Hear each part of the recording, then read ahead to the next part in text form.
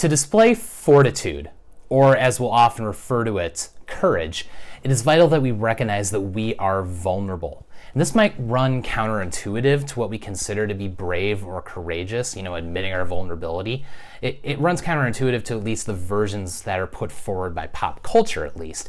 We tend to value authenticity, forcefulness, confidence, and the expression of these as the mark of courage. It's the Katy Perry roar version of courage. It's the idea that merely using your voice, that merely speaking up when you feel like keeping quiet is actually the true mark of bravery.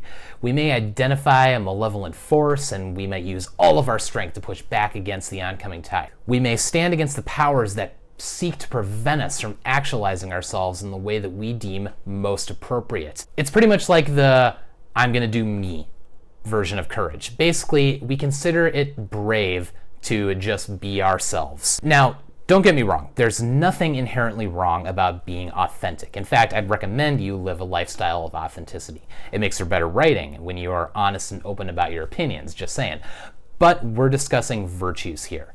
The highest and most admirable of traits that a person can have, those are virtues. And in the face of real courage, mere authenticity falls short of truly measuring up to what courage can actually look like when properly expressed. And that's where vulnerability comes in. An essential aspect of being courageous is understanding that it is most truly expressed by being self-sacrificial. This is where the live authentic, ain't nobody gonna hold me down, you're gonna hear me roar idea of courage just falls a little bit short. It elevates yourself over obstacles, but true courage admits that we as humans will likely come across obstacles that we can't overcome merely by our own human efforts. This means that true courage, at its final expression, could result in laying your own interests down for the interests of others. You may not benefit from being courageous in the short term or in the long term. You may have to sacrifice. But someone who courts danger for the sake of proving danger is courtable only succeeds in proving that they value themselves or their reputation for risk-taking over the well-being of others. If you climb to the top of a tower without a harness so you can put the footage on YouTube, it might be risky and exciting, but overall it's a selfish act since you're doing so for your reputation as someone who laughs at the face of death. It's selfish in the final analysis. Courage is never selfish. It is sacrificing in accordance with the good of others, not just the good of yourself. St. Augustine said, "It's not the injury, but the cause that makes martyrs."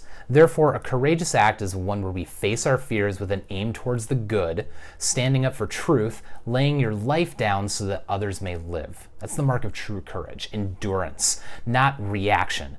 This means that when the only remaining possibility to do good is to patiently suffer and sacrifice for that good, you do so. And you prove your character as one sold out for a cause, not for your own personal joy or fulfillment. When you exercise this patience, which is the mark of courage, your spirit can never be broken in the process of enduring. However, this is not all that defines courage. True courage can and does prevent evil from being done. If you can stop someone from attacking a friend, you certainly should, but the true test of courage is what you do when you are unable to stop the attacker. True courage is shown when you stand between the attacker and the attacked, laying your personal good down for the ultimate good of another. And in fact, when you have a mindset of self-sacrifice, you are more equipped to encounter evil when your convictions require you to attack and neutralize it. A brilliant example of this is Aslan in Narnia. He lays down his life from a position of strength, of great strength. The only way to save Edmund is to honor the laws of Narnia and give himself over to death. He endures silently the pain and the humiliation of his own sacrifice on the stone table. And even in his humiliation, the text exclaims that he looked braver and more beautiful and more patient than ever. This is real virtue. And against such displays of virtue, there's nothing that the world can do to overcome this perception. To be truly courageous is to be willing to give everything for the sake of another, to be the bridge over which others may cross, even if it means you risk not seeing the other side yourself. And if the example in Narnia is any indication of truth, there certainly is hope, even when you are courageous. That's the kind of roar I can get down with.